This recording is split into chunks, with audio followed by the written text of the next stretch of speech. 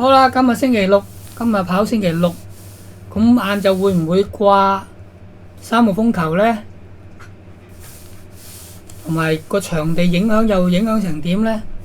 因為如果枕住咁嘅天呢，個地就一定唔好噶啦。睇下軟地定腍地啊，總唔知佢唔係落緊雨呢，就唔會爛嘅。咁但係呢，就天氣會唔會轉翻好呢？如果天氣晏晝天氣如果轉翻好有太陽，個地又乾得好快嘅喎，所以咧都估唔到啊啲場地。兼且呢，正墮落去呢，諗住個腍地都好，但係好多馬係未有過呢啲賽績㗎，所以變咗你要揀腍地馬都冇，根本都冇乜賽績。咁所以呢，就依翻正路啦，照揀翻嗰啲馬啦。到時你哋再執生睇下，會唔會有啲咩游水馬，定係個天氣點樣啦？咁啊，功課照做，馬照講。咁至於跑成點呢？咁啊跑完就知咯，係咪先？咁有時真係講運嘅呢啲。咁我話始終主張係今日呢啲環境星期六啊，好易爆冷嘅，成日都。兼且今日咁嘅天呢，分分鐘啊仲冷啲添。咁啊今日啊3T 有 jackpot， 咁我話3T啦，5、6、7場3T， 咁啊加埋第4場，因為其他孖 T 冇 jackpot 啊，咁啊加埋第4場啊變咗2口孖 T， 咁啊一條3T， 咁好啦，言歸正傳啦。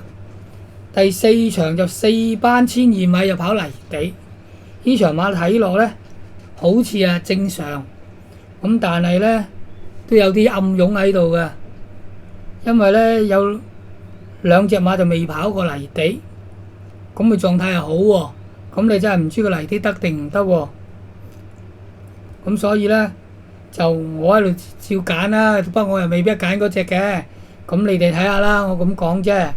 咁啊好啦，第一隻我要嘅8號嘅機械騎士馬呢，試課習好靚啊，試完課習翻嚟隻馬亦都 fit， 上盤跑過第3，後上翻嚟擺得後咗少少，可能今次如果走得好啲嘅，擺翻個好啲位嘅話呢，佢而家3檔擺翻好啲位呢，呢場呢，如果場地冇乜特別大影響呢，照計就穩陣3甲話必有嘅。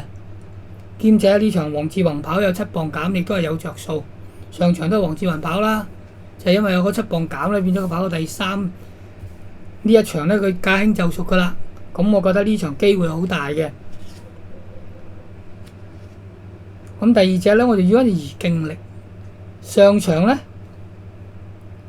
就拉屎追上嚟追唔到，咁呢一場呢，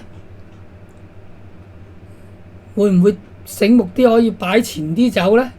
因為呢場佢6檔，如果擺前啲走，後邊追上嚟又有冇咁勁？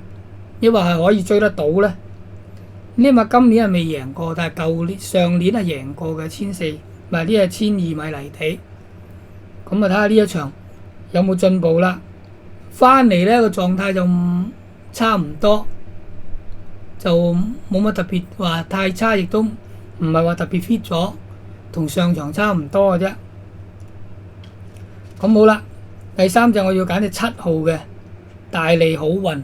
呢隻馬呢個路程呢，好多時都近喺度嘅，變咗比較準。今次呢，唔用艾杜拿換巴道，咁呢場馬及時趕起喎，隻馬 fit 喎，呢場馬靚喎。咁上場跑第3，咁但係今場呢，點解會20個開呢？可能就係因為12檔啊，1200米排12檔，所以變咗又巴道呢。咁啊，我啊中意呢啲馬嘅。佢既然有機會嘅，大家都咁搏，咁你唔好理佢12檔啊。其實12檔騎師識跑嘅一樣可以贏得㗎，係咪先？不過泥地就可能會揸少少啦，食泥係咪先？咁其次再一隻呢，就上場跑第2嘅火神樂樂。咁上場呢，就前標之多多贏黃寶利，咁啊贏咗呢，就升咗班。咁呢場呢，因為火神樂樂呢，亦都加咗分40分，變咗佢上嚟呢班跑孭個輕磅。咁照計佢後上衝上嚟咧，照計係輕磅好過重磅嘅。佢呢樣上嚟孭個輕磅應該有着數嘅。咁咧係呢一隻標致多多同埋火神樂樂咧，你講變化場地嚟講咧，呢隻馬咧就有個濕慢嘅經驗。咁嘅今日唔知濕慢定濕快定濕唔濕。咁但係如果濕慢咧，你哋就留意多啲呢兩隻馬啦。咁我哋就唔揀隻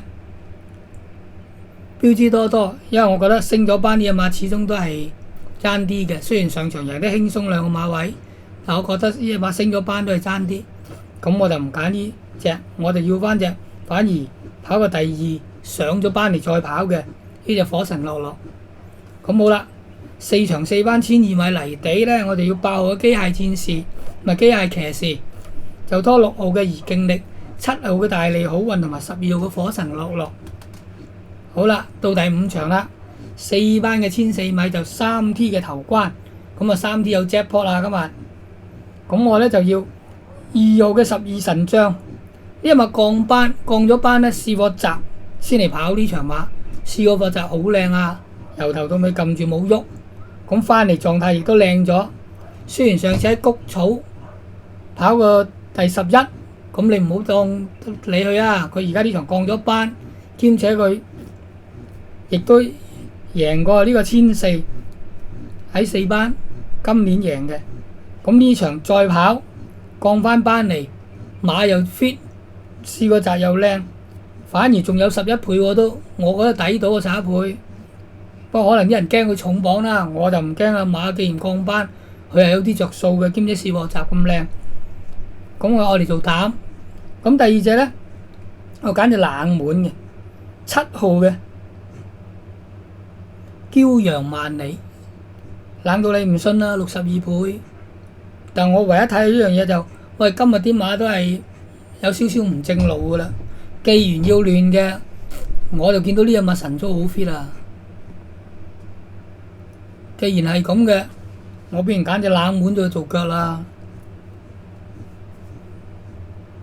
上場沙田跑第12啊，照計馬就唔好嘅，照佢佢嗰個往績就，咁我唯一睇佢就係呢場62倍，馬又啱啱 fit。呢場係賽而言唔跑呢隻啊，跑你2啊12神將啊，咁啊俾到班德禮62倍唔怕搏啊，跑第3都好啊，你買4重彩跑第4都 OK， 係咪先？咁第3就要揀咧9號嘅林寶精神，呢隻馬靚㗎，同埋上兩場跑咧，上場跑第3㗎咋，唔差㗎。咁今場隻馬狀態又 fit 咗。13個開啦，呢一場馬係有飛㗎啦，咁我覺得係可以揀嘅，而且個檔位唯一就係衰個檔位咯。如果唔係冇13倍添啊，上場跑第3，呢場繼續係咪先？如果唔係個檔位14檔係冇13倍嘅，咁啊睇下希威森點跑啦。咁最後一隻咧要揀翻嘅話咧，精算特殊呢場就希威森唔跑呢隻喎。因為佢唔跑，因為係潘明輝攞嚟跑咧，俾潘明輝跑唔俾佢跑咧，呢樣我就唔知。咁但係呢隻馬縮情，咁照解縮情咧？佢上場跑第2啊，可能捱到翻嚟捱唔到，所以縮翻情。咁呢場嘅大熱門，但係大熱門得嚟都55蚊㗎。因為我話今日星期6，兼且咁嘅天氣環境咧，啲馬都係亂㗎啦。咁我睇好唔好彩㗎咋？咁啊，我啲 tips 你哋啱就跟下咯，唔啱你咪冇曬去揀過另外嗰幾隻，飛晒我幾隻嚇，揀下另外嗰幾隻都冇問題嘅。冇人知道跑咩馬出嚟，如果知道發咗達啦，係咪先？咁啊，呢場第5場4班3T 頭關1004米咧，我揀2號12神將做膽，多7號嘅驕陽萬里、9號嘅林寶精神同埋12號嘅精算特殊。好啦。到第6場4班咧跑1800，咁啊3T 次關嚟，咁啊1800亦都好慳人跑㗎，即係有啲馬唔夠咁嘅馬咁力度，兼且今日如果啲地冧，平時啲馬跑開嗰啲分鐘嘅地冧佢跑唔到，都唔出奇。咁我咧揀翻隻雙贏，上次我夠揀佢㗎，跑翻嚟跑第二，啱啱追唔到。但係我上次話佢 fit，咁呢場咧就變咗次熱門啦。咁但係隻馬仍然 fit 喎。咁我覺得呢場除非場地影響到佢，如果唔係呢場有機會反先。咁第二隻咧，我又要隻2號嘅綠色巨人。呢隻馬又係狀態 fit，馬大隻。如果擺喺前面走步步赤七咁同你攬咧，你追佢都幾係嘢。尤其是如果你今日啲地腍嘅話，你拉屎你追佢未必追到佢嘅。咁我揀佢做腳。第三隻揀翻你平海之星啦，因為睇佢上場贏起上嚟游刃有餘，兼且馬仍然係靚嘅。咁呢場大熱門，除非一樣嘢就個場地影響到佢嘅表現。如果正路嚟講，佢應該喺度嘅。咁第三隻腳我要揀一隻咧，8號嘅青春力量。呢隻馬試過個集好靚啊，由頭到尾撳住冇喐啊。咁兼且咧翻嚟亦都靚，隻馬 fit 咗。咁呢場咧就用班德禮跑，唔用阿妹啦，用班德禮跑。咁啊都有19個開喎。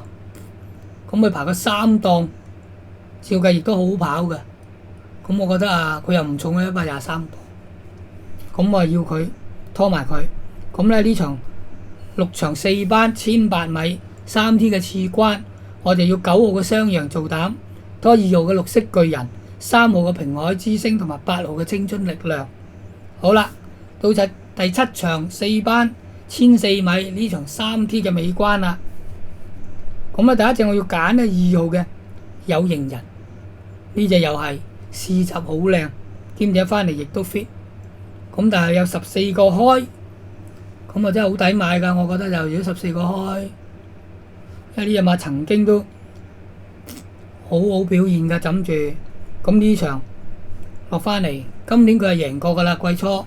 咁而家到而家減下分咧，我覺得仍然咧機會唔錯㗎，因為試咗個集，兼且加埋嗰個神操嘅狀態亦都 fit 咗。咁我奧爾文跑冇乜問題啊，兼且而家呢樣10檔咧有度好啊，佢唔會俾人夾死啊，唔驚冇位上。因為今日私家3跑道呢條跑道窄咗咧，你真係如果排內檔，你唔係前領馬，你後上馬就好危險嘅。咁我話中意佢有錢分，兼且啊馬好馬 fit。咁第二隻揀翻隻哈羅威呢隻馬咧，枕住呢個路程咧都好嘅，兼且呢一場就落翻班。咁啊俾翻周俊樂跑，周俊樂啊跑到熟噶啦，狀態亦都靚。咁上場咧跑快活高跑到11，你可以抹咗佢得啦。咁但係呢場一落班咧就變咗大熱門喎，都有50蚊個大熱門。咁要掕翻佢啦，大熱門就因為真係着數嗰啲馬一降班就，除非係個場地影響到佢發揮唔到水準嘅啫。好啦，第三隻要揀入5號呢隻馬咧就係真情。咁可能上次跑第4追唔到，所以真情上嚟咧，希望今次追得到。咁馬就 fit 㗎，咁潘明輝跑開嘅呢場有12個開，照計都唔錯㗎。咁我揀佢做腳。咁第三隻要揀一隻馬咧，亦都係冷嘅。咁我覺得呢一場馬咧，佢冷得嚟已經係熱咗㗎啦喎，因為最熱之前跑最熱嗰場都56倍，呢一場得33倍，臨場可能落飛㗎，我唔知㗎。咁睇個表現咧，就唔係突出嘅，因為仲係新，今年跑過4、5場嘅啫。咁但係呢一場馬 fit 咗，我見你神速好 fit 隻馬。咁到底會唔會憑着狀態咁 fit，兼且開始水土服咗，表現會好咧？咁所以我揀佢，因為呢隻馬一來有錢分啦，33倍，兼且狀態係 fit 到震，我覺得佢真係好 fit 嘅。咁啊睇下鍾易禮呢場點跑啦？鍾易禮唔使諗噶啦，跑梗你，佢唔理你37、21嘅，冷熱照爆，睇你買唔買嘅啫。咁好啦，呢場第7場4班1400米咧3T尾關，我就要2號嘅有型人，拖1號嘅哈羅威，5號嘅幸運旅程，同埋14號嘅心腹。咁好啦，大家就參考我今日嘅心水，睇下你哋啱唔啱啦。因為今日都要睇臨場發揮嘅，到時場地係點樣亦都唔知。咁你話會唔會取消唔跑呢？我亦都唔敢講，因為天氣就麻麻噶啦。咁到底個風會唔會翻轉頭兜過嚟？掛3號風球，啲風係好強勁，雨勢又勁，會令到馬會取消呢？咁啊呢樣嘢就馬會一定會同天文台商量噶。啲逢係呢個咁嘅環境咧，一定問天文台，同埋每次跑馬我應該都會同天文台有溝通，到底今日係點樣噶？咁所以你跑冇得跑呢？我亦都唔敢講，大家現在都唔知。咁但係呢，就嘢我一定要照做噶啦，功課我一定照做噶啦。咁啊做好咗唔怕一件事啫，到時跑起碼你哋有得參考下。